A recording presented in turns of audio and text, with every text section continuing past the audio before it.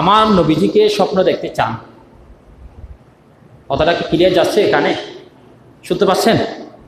নবীজিকে দেখার জন্য মদিনা শরীফ যাওয়ার জন্য আমাদের তৌফিক নেই, টাকা নাই, এটা সত্য। নাই বলে তো আমরা আছে সুদের টাকা ঘুষের টাকা নিচ্ছি। কেউ যদি আমার নবীজিকে যদি স্বপ্নে দেখতে চান, রাতের বেলা উজু করে ঘুমাবেন, বেশি বেশি দরুদ শরীফ পড়বেন, ডান কাত থেকে শোনাবেন, শুইবেন, আর বলবেন আসসালাতু ওয়াসসালামু আলাইকা ইয়া রাসূলুল্লাহ, আসসালাতু ওয়াসসালামু আলাইকা ইয়া হাবিবাল্লাহ, আসসালাতু ওয়াসসালামু আলাইকা ইয়া রাসূলুল্লাহ।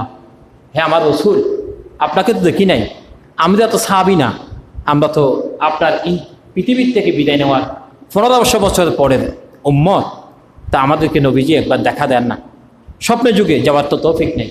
এরকম যদি আপনি যদি বলে বলে আল্লাহর কাছে যদি প্রত্যেকেই চান, বিশেষ করে বৃহস্পতিবার এবং সোমবারে বেশি চাইবেন।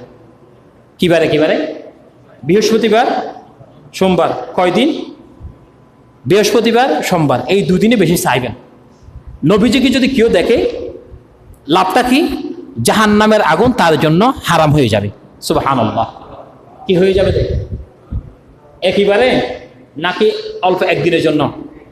একেবারে কিয়ামত পর্যন্ত যতদিন আপনি মাটির নিচে থাকবেন, আপনার খবর থাকে আল্লাহ রওজা শরীফের সাথে আপনার সম্পর্ক করে দিবেন। সুবহানাল্লাহ। এরকম কি আপনারা চান? একটু কষ্ট করেন, উজু বানাইতে বেশি কষ্ট লাগে না, 2 মিনিট কষ্ট হবে আপনার।